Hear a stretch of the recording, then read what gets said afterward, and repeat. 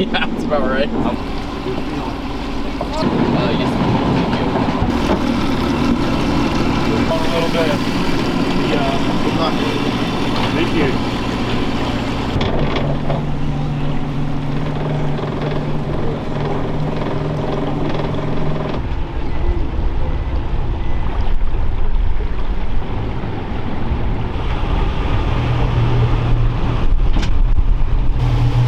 This is Terrafin. This shows you the water temperature and the brakes. The swordfish love the brakes, right? This is the 9 Mile bank. This is the canyon. When the water shoves in here, this is good. The water's kind of shoved out now. So if we wanted to, we could go in the canyon. This is where some fish have been caught, but it hasn't been that great the last couple days. We've been staring at this bubble of water out west here on the 182 for fucking a week. We're gonna go out there. Okay. We're gonna go out there, we're gonna start there. If it doesn't look good and we're not digging it, then we're just gonna come back in and hit this North 9 edge or something like that, okay? Okay. But we're gonna get a little fancy. I haven't got fancy yet this year, but you're the guy that I like to get fancy with. Fancy time. All right, fancy pants?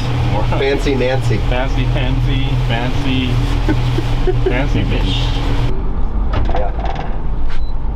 Holy cow. Yeah. What if we hook one and we're in a 13-hour fight? You might have to eat some.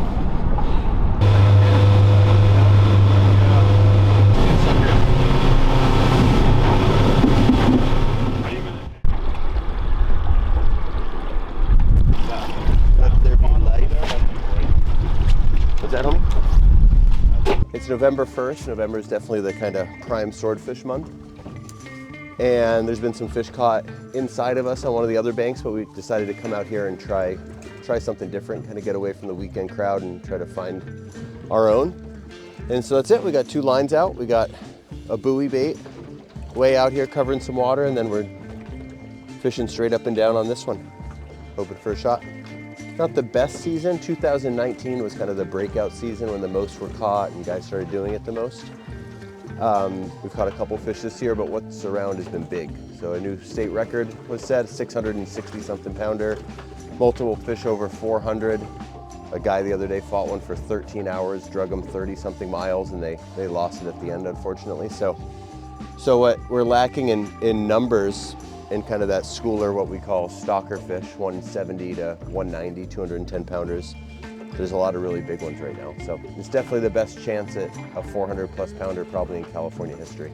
Swords are the fish that we all grew up kind of like doodling on our notebooks and our sketch pads and stuff. It's always been the ultimate fish, it's the gladiator, you know?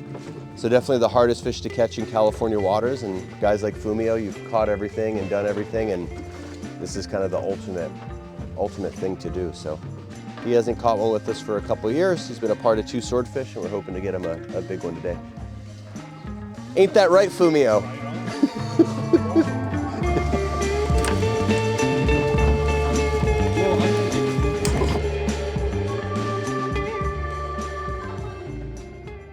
So today we're on a 26-foot Mexicap.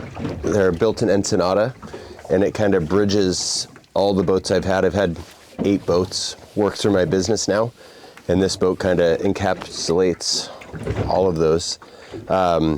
It's a catamaran, so it's really stable. The bow is wide open, and then we put a pilot house on it, so it's kind of the classic West Coast style pilot house boat, but it's blended together on a catamaran design, so really stable. And I think we're just put like 120 hours on it, so it's new. Caught 1 swordfish on it and hoping to get more. And it's just really good on fuel, a lot of space, total walk around design up in the bow.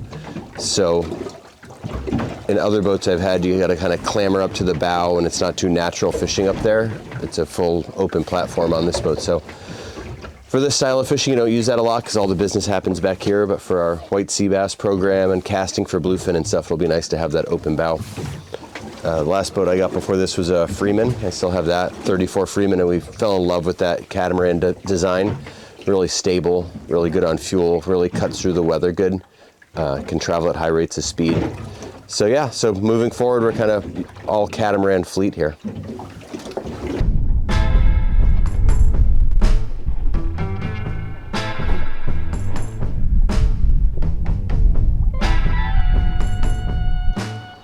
There's that kind of shallow bait right here. Give it a whirl, mix it up. Whirl me, Fumio.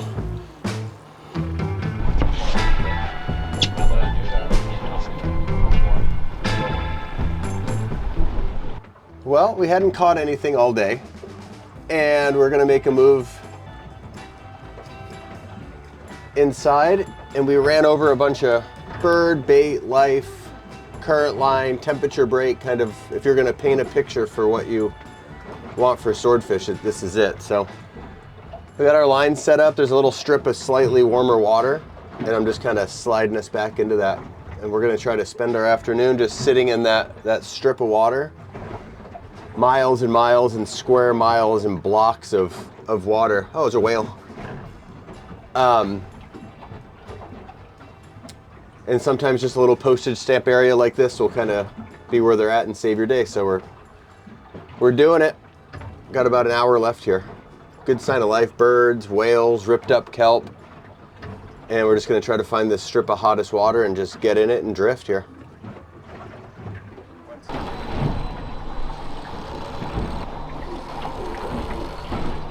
The Southern California Bight goes from Point Conception to the Mexico border, and that's where we fish. So I've ran trips up above Santa Barbara and fished below the border, and we're the only small boat charter operation that slides around to different landings. You know, we'll run out of Oxnard, we'll run out of San Diego, we'll run in between, and so we fish the entire Southern California Bight.